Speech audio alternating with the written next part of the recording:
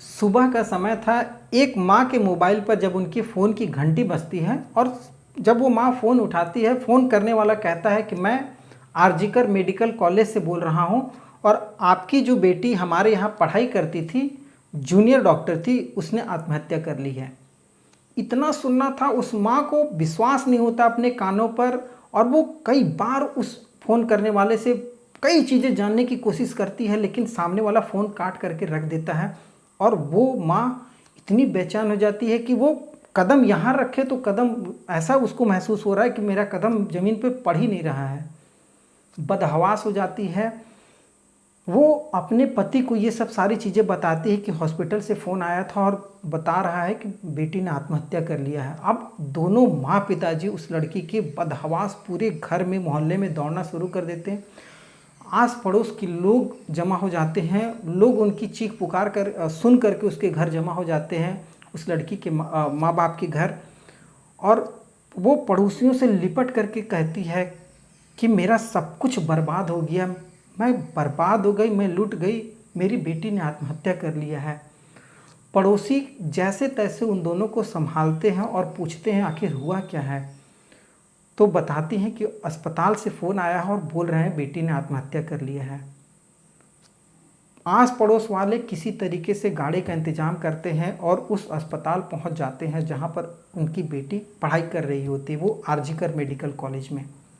कलकत्ता का ये एक नामी सरकारी अस्पताल है जो कि मेडिकल कॉलेज है। और वहाँ पर जब वो माँ बाप पहुँचते हैं, वहाँ उन्हें 3 घंटे तक इंतज़ार करवाया जाता है और वो माँ बाप बिलखते रहते हैं, हाथ जोड़ करके पुलिस से बार बार निवेदन करते हैं कि प्लीज़ मुझे एक बार अपनी बेटी को देखने दिया जाए, मुझे एक बार अपनी बेटी से मिलने दिया जाए। लेकिन वहाँ पर किसी का ये दिल जो होता है वो पसीजता नहीं है कि उस माँ बाप को उसकी बेटी को एक बार देखने दिया जाए। थक हार करके जब ये दोनों परेशान हो जाते हैं तो लास्ट में उसके पिता जो होते हैं अपनी बेटी की लाश को देखते हैं और उस बाप पे क्या बीत रही होगी जिसके सामने उसकी बेटी की लाश पड़ी है। जब वो उस लाश पे पड़े कपड़े को हटाते हैं तो वो जो नज़ारा होता है उसको देख करके उनको समझते देर नहीं लगती है कि जिस अस्पताल प्रबंधन ने अभी तक इसको आत्महत्या बताया था, ये आत्महत्या नहीं, ये आत्महत्या से बहुत ऊपर है। मेरी बेटी के साथ बहुत घिनौना अपराध किया गया है। वो जो नज़ारा था, उस लड़की के आँखों से, उसके नाक से, उसके कान से खून बह रहा है, उसके पूरे शरीर को नोचा गया है, कपड़े फटे हैं। बाप थोड़ा सा कपड़ा और हटाता है तो उस लड़की के कमर के नीचे कोई कपड़ा नहीं था जो उसके शरीर को ढका हो। ये अगर कोई भी व्यक्ति नज़ारा देखेगा या कोई भी आम इंसान भी नज़ारा देखेगा तो वो एक बार में समझ जाएगा कि हो ना हो इस लड़की के साथ दरिंदगी हुई है। और ये चीज़ अस्पताल प्रबंधन नहीं समझ पाया। इतने बड़े बड़े डॉक्टर जो एक नज़र में देख करके बता सकते हैं कि सामने वाले के साथ क्या हुआ है, और वो इन चीज़ों को आत्महत्या बता रहे हैं घर वाले को फ़ोन करके। मजाक चल रहा है। कॉलेज को अपनी रेपुटेशन की पड़ी है। कॉलेज का प्रिंसिपल जो कि अपने कॉलेज के रेपुटेशन को बचाने के लिए, मीडिया में बात लीक ना हो, इन चीज़ों को बचाने के लिए उस माँ बाप पे दबाव डलवाता है कि आप इस मामले को सेटल्ड कर लें। क्या ये मामला इतना आसान है कि मामले को सेटल्ड कर लिया जाए? ये जब सारी बातचीत सेटलमेंट हो रही थी तो पुलिस को ये जानकारी ही नहीं थी, पुलिस को ये महसूस ही नहीं हुआ कि ये जो खबर है ये छोटी मोटी खबर नहीं है, ये हर मीडिया चैनल, हर सोशल मीडिया पे ये आग की तरह फैल चुकी है और हर देश के हर नागरिक को ये खबर की जानकारी हो चुकी है। और इस पूरी खबर की जब जानकारी पूरे देश में फैल जाती है तो पश्चिम बंगाल सरकार, जो ममता बनर्जी की सरकार है, जिनके सरकार में आए दिन महिलाओं पे अत्याचार की घटनाएं लगातार बढ़ रही हैं और लगातार होती भी रहती हैं, और सरकार का जो ढिलमुल रवैया है जिस पे कोई कार्रवाई नहीं होती है, काफ़ी दबाव के बाद कोई ऐसी कार्रवाई होती है लेकिन फिर वो कार्रवाई कहाँ ख़त्म होती है इसका आज तक किसी को पता नहीं चल पाया। आपने हाल फिलहाल में भी देखा होगा, टीएमसी का एक बहुत बड़ा नेता था जो लोकसभा चुनाव के दौरान जिसका बहुत बड़ा मामला सुनने में आया, कई महिलाओं के साथ उन्होंने रेप और बलात्कार किया, हत्याएँ की हैं, वो केस अब लोग भूल चुके हैं। तो ममता बनर्जी सरकार में ये सब सारी चीज़ें आज के दौर में सुनने नहीं आ रही हैं।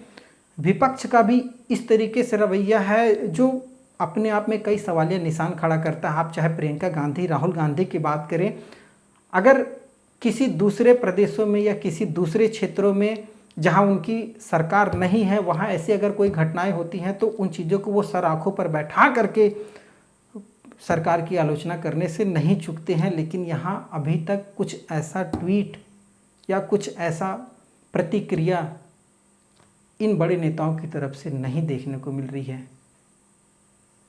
खैर, आज की इस कहानी के माध्यम से जानने की कोशिश करेंगे इस पूरी सच्ची घटना को, क्या क्या घटित हुआ है, आखिर हाईकोर्ट इतना तल्ख क्यों है, क्यों उन्होंने इस केस को पुलिस से हैंडओवर करके सीबीआई को इस केस की पूरी जांच जो है इन्वेस्टिगेशन सौंपी है, क्यों ममता बनर्जी सरकार को इतनी आलोचना का सामना करने के बावजूद भी कोई ऐसा कदम नहीं उठाते देखा जा रहा है, आखिर किसका दबाव है। नमस्कार, मैं सत्या और आप देख रहे हैं द बुड़बक मंच। ये जो पूरी घटना है ये 8 और 9 अगस्त की रात की है, जहां पर एक चेस्ट मेडिसिन डिपार्टमेंट में 31 साल की लड़की जो कि पीजीटी कोर्स में जूनियर डॉक्टर थी आरजीकर मेडिकल कॉलेज में, वो अपना ड्यूटी अपने सही समय पर लगातार दे रही थी। 2-3 दिनों से वो लगातार ड्यूटी पर थी। तो रात के 11:30 बजे माँ बाप से बात होती है खाने पीने को लेकर के। तो वो अपने माँ पिताजी को आश्वस्त करती है कि माँ, मैं घर से टिफ़िन लेकर के आया हूँ और मैं खा लूँगी, आप लोग भी खाना खा करके सो जाओ। इतनी बातचीत होती है, फ़ोन रख दिया जाता है और वो लड़की ड्यूटी पर निकल जाती है अपने मरीजों को देखने के लिए जहाँ पर उसकी ड्यूटी लगी हुई थी। अब 11:30 बजे से लेकर के वो लड़की 2 बजे रात तक ड्यूटी पर रहती है और 2 बजे अपना ड्यूटी ख़त्म करके वो आती है और अपने जो कलीग्स होते हैं, जो जूनियर डॉक्टर उसके सहकर्मी थे, उनके साथ बैठ करके वो खाना खाती है रात के 2 बजे। अब आप समझ लीजिए रात के 2 बजे अगर कोई खाना खा रहा है तो कितना वो ड्यूटी कर रहा है, कितनी निष्ठापूर्वक अपनी ड्यूटी किया होगा, ये अपने आप में सोचने की बात है। रात 2 बजे वो खाना खाती है और अपने जूनियर डॉक्टर को कहती है कि मैं लगातार काम कर रही हूँ तो मुझे थोड़ी सी रेस्ट की ज़रूरत है। मैं सेमिनार हॉल में, जो कि 3री मंजिल से ठीक ऊपर 4थी मंजिल पर सेमिनार हॉल था और 3री मंजिल पर इनकी ड्यूटी लगी हुई थी, तो सेमिनार हॉल में जा रही हूँ मैं आराम करने। तो जूनियर डॉक्टर भी कहते हैं ठीक है, तुम जाओ थोड़ा आराम कर लो और फिर आ जाना। अब ये लड़की 3 बजे चली जाती है आराम करने और सुबह 3 से 6 बजे के बीच में उस लड़की के साथ इतनी दरिंदगी भरी घटना घटती है कि जिसकी कोई कल्पना भी नहीं कर सकता है। सुबह 6 बजे जब लड़की वापस नहीं आती है अपने स्टाफ के पास, तो उसके जूनियर डॉक्टर में से किसी एक को भेजा जाता है कि जाओ उसको बुला करके ले आओ। जब वो वहाँ पहुँचता है और वहाँ का वो नज़ारा देखता है, उसका ये हाल होता है कि वो उसको खुद समझ में नहीं आता, उसके मुंह से आवाज़ नहीं निकलती, चिल्लाए तो चिल्लाएं क्या, बोले तो बोले क्या, बुलाएं तो बुलाएं किसे, ये वाली हाल थी उसे। बदहवास वो वहाँ से दौड़ता हुआ नीचे आता और जब पूरी घटना बताता है, पूरी घटना सुनते ही सारे स्टाफ वहाँ पर जमा हो जाते हैं और उस लड़की को जब देखा जाता है कि इस लड़की की हत्या हो जा चुकी है और इतनी सब होने के बावजूद घर वाले को फ़ोन करके बोला जाता है कि आपकी बेटी ने आत्महत्या की है, और कॉलेज प्रशासन अपने रेपुटेशन को लेकर के चिंतित था।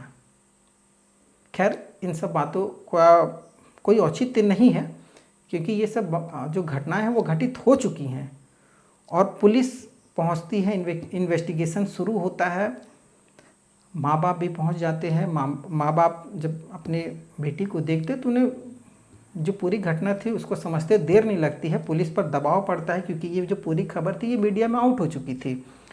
पुलिस पर दबाव पड़ता है और पुलिस एक्टिव हो जाती है और पुलिस तफ्तीश में लग जाती है उस कातिल को, उस मुजरिम तक पहुंचने के लिए जिसने इस पूरी घटना को अंजाम दिया। और पुलिस सीसीटीवी फुटेज खंगालना शुरू करती है। पुलिस सीसीटीवी फुटेज खंगाल रही थी तो 3 बजे से लेकर के जो सुबह 6 बजे तक जितने भी लोग उस सेमिनार हॉल के अंदर प्रवेश किए हैं उन सभी को पुलिस इन्वेस्टिगेशन के लिए बुलाती है और पुलिस को इन्वेस्टिगेशन के समय एक ब्लूटूथ हेडफोन जो होता है मोबाइल और कान में जो कनेक्ट होता है वो मिल जाता है। अब उसके सहारे पुलिस कातिल तक पहुंचने की कोशिश करती है और जो भी संदिग्ध होते हैं उनको बुलाया जाता है और उसी में से किसी एक का मोबाइल जो है वो उस ब्लूटूथ से कनेक्ट हो जाता है। अब इसे आप किस्मत कहिए या जो भी कहिए, कनेक्ट होता है। कनेक्ट होने के साथ पुलिस को ये समझते देर नहीं लगती कि हो ना हो इसी व्यक्ति का ये ब्लूटूथ है जिसने इस पूरे घटना को अंजाम दिया है। और जब वो उस व्यक्ति को पकड़ती है और उससे उसका नाम पूछती है तो वो कहता है मेरा नाम संजय रॉय है। संजय रॉय जो कि 55/B शंभुनाथ पंडित रोड कोलकाता का रहने वाला है, जो कि अपने परिवार में अकेला था और अपनी माँ के साथ रहता था। वो व्यक्ति शुरू से ही बदमाश किस्म का व्यक्ति था। पूरे उसके इलाकों में चर्चा थी कि ये बहुत बड़ा बदमाश है और अपने आप को सिविक पुलिस वॉलंटियर कहता था।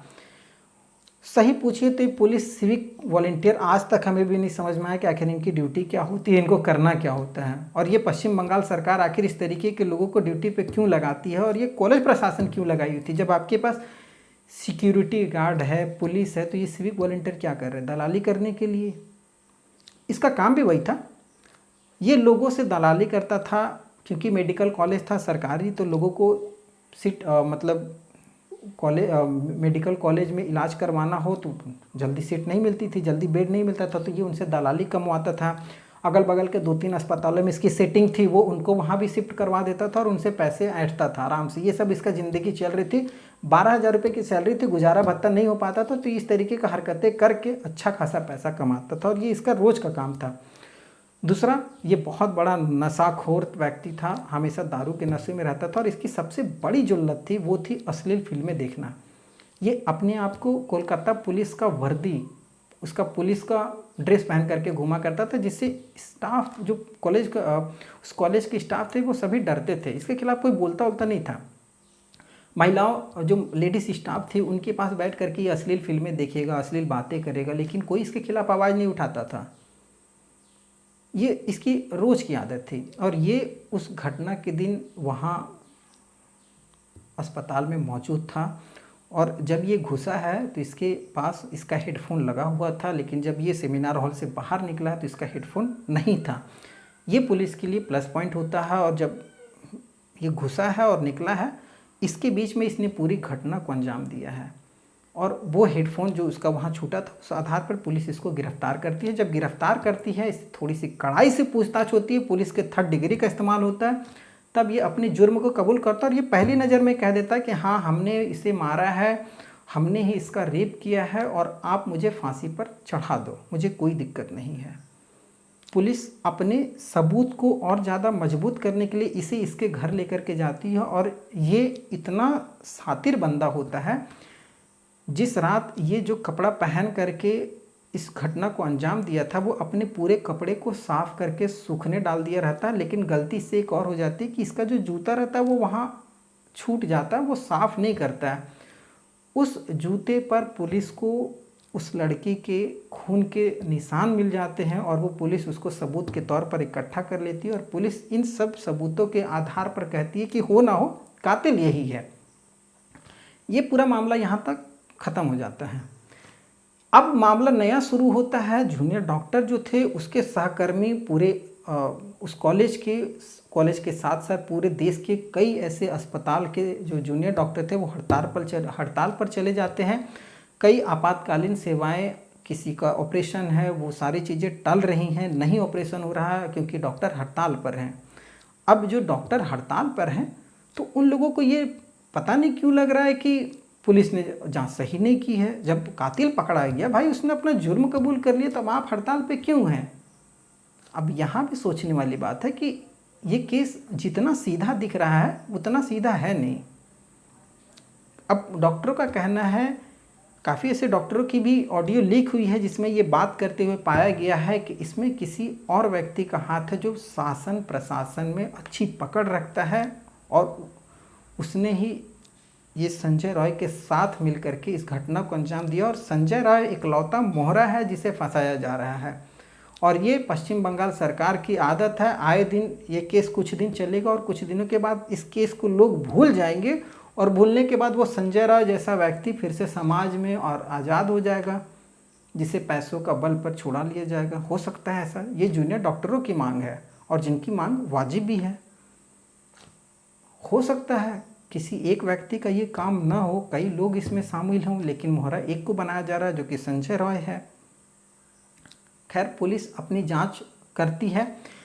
पश्चिम बंगाल ममता बनर्जी पर भी काफ़ी ज़्यादा दबाव पड़ता है और वो शपथ लेती हैं कि मैं कातिल को फांसी की सज़ा दिलवाऊंगी, मुझे 7 दिन का समय दिया जाए, मैं पूरे केस को साफ कर दूंगी आईने के तरीके से। इतना सब कुछ चल रहा था। इसी बीच कलकत्ता हाई कोर्ट में याचिका दायर हो जाती है और कलकत्ता हाई कोर्ट इस केस की सुनवाई करता है और सरकार से तल्ख लहजे में बात करता है कि आज 5 दिन हो गए और 5 दिनों में आपने क्या कार्रवाई की है, 0 बटा सन्नाटा। जब ये शब्द निकलते हैं कलकत्ता हाई कोर्ट के तो सरकार पर दबाव पड़ती है और पुलिस प्रशासन जो कि ढिलमुल रवैये के तरीके से अपना काम कर रहे थे, कलकत्ता हाई कोर्ट ने पुलिस को ऑर्डर दिया, कलकत्ता पुलिस को, कि आप इस केस को हैंडओवर कीजिए सीबीआई को। 5 दिन आपने कोई जांच नहीं की, 7 दिन में आप क्या कर लेंगे, आपके बस की नहीं लग रही है, आप सीबीआई को इस केस को ट्रांसफ़र कीजिए। बुधवार मतलब 14 अगस्त को ये केस कलकत्ता पुलिस से निकल करके सीबीआई के पास चली जाती है और सीबीआई इस पूरे मामले को इन्वेस्टिगेट करती है। संजय राय को पुलिस सीबीआई अपनी कस्टडी में लेती है और हाई कोर्ट से हो सकता है कि इसकी जमानत के लिए जमानत नहीं, इसकी इंट्रोगेशन करने के लिए इसे अपनी कस्टडी में लेने के लिए याचिका डालेगी और ले भी लेगी। तो ये पूरा लगभग अभी तक का जो मामला था ये पूरा निकल करके आया है। अब इसमें बहुत सारे ऐसे सवाल भी निकल करके आ रहे हैं जिनके जवाब हम और आप सभी के मनों में दौड़ रहा है कि यार इतना आसान केस है जहाँ पर एक व्यक्ति संजय राय जो अपने जुर्म को इतनी आसानी से कबूल कर लिए, तो फिर इतना तामझाम क्यों, इतनी नौटंकी क्यों चल रही है। तो दरअसल नौटंकी ये है कि जब हाईकोर्ट ने तल्ख टिप्पणी की तो उसने मेडिकल कॉलेज के जो प्रिंसिपल हैं संदीप घोष, उन पर भी टिप्पणी की थी कि जिस जूनियर डॉक्टर की हत्या या आत्महत्या जो भी है वो हुई, तो कॉलेज प्रिंसिपल का बयान क्यों नहीं दर्ज हुआ, ये पहला सवाल। दूसरा, जब कॉलेज प्रिंसिपल ने अपनी नैतिक जिम्मेदारी लेते हुए कि वो मेरी बेटी की तरीके से है तो मैं कॉलेज प्रिंसिपल के पद से इस्तीफ़ा देता हूँ, जब वो व्यक्ति इस्तीफ़ा देता है तो 12 घंटे के अंदर उसे कलकत्ता नेशनल मेडिकल कॉलेज का प्रिंसिपल कैसे बना दिया जाता है? क्या उसके लिए पहले से सीट खाली रखी गई थी कलकत्ता नेशनल मेडिकल कॉलेज में जहाँ पर उसको प्रिंसिपल बनाना था? क्या प्रशासन में बैठे हुए ऐसे लोग हैं जो इसके कामों का इसे इनाम दिए हैं? ये दूसरा सवाल हो गया। तीसरे सवाल की अगर बात करें तो कॉलेज प्रशासन माना कि अपने रेपुटेशन के लिए आत्महत्या बता रहा था, क्या ये मामले को दबाने की कोशिश थी? आखिर किसका दबाव था? क्यों मामले को सेटलमेंट करने के लिए बोला जा रहा था? ये तीसरा सवाल है। चौथा सवाल है, हर कॉलेज स्टाफ चाहे सभी कॉलेज में अस्पतालों में सिक्योरिटी गार्ड होते हैं। भाई सरकारी कॉलेज है तो अच्छा खासा सिक्योरिटी सिस्टम होगा। तो ऐसा कहा गया है कि उस दिन जिस दिन ये घटना घटी है इमरजेंसी वार्ड में 2 संविदा कर्मी सिक्योरिटी गार्ड थे। आखिर वो अपनी ड्यूटी पर वहाँ उस समय कहाँ पर थे? क्यों वो पूरे अपने केबिन में भ्रमण पे नहीं थे, घूमे नहीं? वो हर हॉल को जैसा तमाम अस्पतालों में होता है घूम घूम करके चेक किया जाता है समय समय पर, वो क्या कर रहे थे? आखिर वो कहाँ ड्यूटी दे रहे थे? अगर कहीं ड्यूटी दे रहे थे वो दोनों तो उसका सीसीटीवी फुटेज निकाला जाए कि वो कहाँ ड्यूटी पर थे, क्यों उनको आवाज़ नहीं आई, उनको भी इंट्रोगेट किया जाए। उसके बाद जो सबसे बड़ा सवाल है, जो रात की ये घटना घटी है 3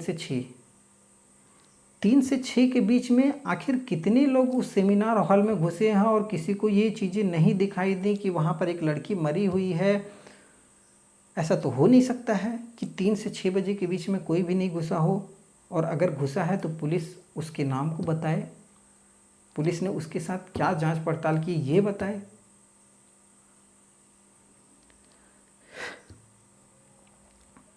आखिर सभी सस्पेक्ट को क्यों नहीं उठाया गया? ये बहुत सारे ऐसे सवाल हैं जो हम और आप सभी कोई जानना चाहते हैं। वो हर जूनियर डॉक्टर जानना चाहता है जो इस लड़की के लिए न्याय की मांग कर रहा है। खैर, पोस्टमार्टम की रिपोर्ट भी आई हुई है। लगभग जो प्रारंभिक जांच रिपोर्ट आती है उस रिपोर्ट में ये बताया गया है कि जब इस लड़की के साथ दरिंदगी की गई थी तो इसके सरों को पकड़ करके ज़मीन पर जोर जोर से पटका गया है, जिससे ये मतलब मर जाए। ये लड़की अपने आप को इतनी बचाने की कोशिश की है कि इसके मुंह पर फैट से वार किया गया है। ये लड़की चश्मा पहनी हुई थी, जूनियर डॉक्टर, और चश्मा टूट करके इसके आंखों में घुसा है। सोच सकते हैं कितनी बड़ी दरिंदगी है उसके साथ। चेहरे पर इतना वार किया गया कि नाक से कान से खून फेंक रहा है। पूरे शरीर पर छीलने के नोचने के निशान हैं, उसके प्राइवेट पार्ट से खून बह रहा है। क्या ये जो घटना है ये इतनी आसान है? क्या ये किसी एक व्यक्ति के बस की बात है?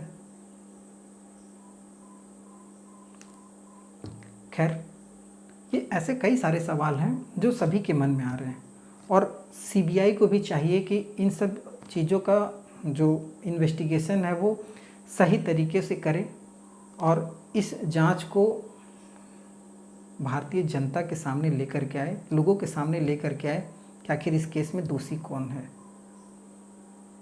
खैर, सीबीआई को जांच मिली हो तो सीबीआई पे भी यकीन करना थोड़ा सा मुश्किल है, क्योंकि सीबीआई का जो पुश्तैनी आदत है या रवैया है जांच करने का, वो भी थोड़ा सा ढिलमुली है।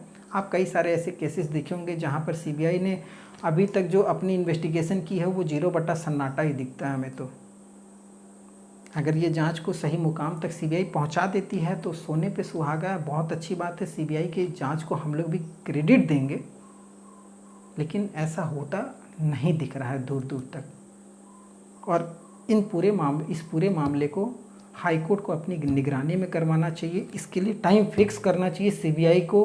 अब ये नहीं कि 6 से 7 साल लेकर के सीबीआई इस पूरी जांच को करती रह जाए और उसके बाद नतीजा किसी को कुछ ना पता चले और जो मुख्य दोषी है वो निकल करके बच जाए। केवल सरकारों को ब्लैकमेल करने का ये जरिया बस सीबीआई न रह जाए, क्योंकि सीबीआई का जो काम करने का जो परसेंटेज है या उसका सक्सेस रेट बात करेंगे वो 50% से कम है बहुत सारे केसेस में, जिसकी जांच वो पूरी कर ही नहीं पाई है। और उसकी जांच लगातार चले, चाहे वो सुशांत सिंह का केस देखे या बहुत सारे ऐसे केस हैं, आरूसी हत्याकांड, बहुत सारे ऐसे केसेस हैं। खैर, देखते हैं। तो इस पूरी घटना को सुनाने का एक ही उद्देश्य है कि हम अपने आस पड़ोस में रहने वाले वैसे सभी लोगों से सावधान रहें जो व्यक्ति संदिग्ध है। और कहा जाता है ना कि बचाव ही सबसे बड़ी सुरक्षा होती है। इस घटना को सुनाने का बस कोई मकसद ऐसा नहीं है कि किसी की भावनाओं को ठेस पहुंचाया जाए, बस आपको जागरूक करना है। अगर ये पूरी जो कहानी है ये आपको अच्छी लगी हो तो और भी लोगों को आप शेयर करना बिल्कुल भी ना भूलें। कई लोगों के पास इस घटना की जानकारी पहुंचाएं, जिससे इस घटना के लिए लोग आवाज़ उठा सके, उस लड़की को सही समय पर और उचित न्याय मिल सके। ये सबसे महत्वपूर्ण है। इसलिए हम इस घटना को पुरजोर तरीके से आवाज़ उठाने की कोशिश कर रहे हैं। उस माँ पिताजी को आवाज़ मिल सके, उस माँ पिताजी को इंसाफ मिल सके।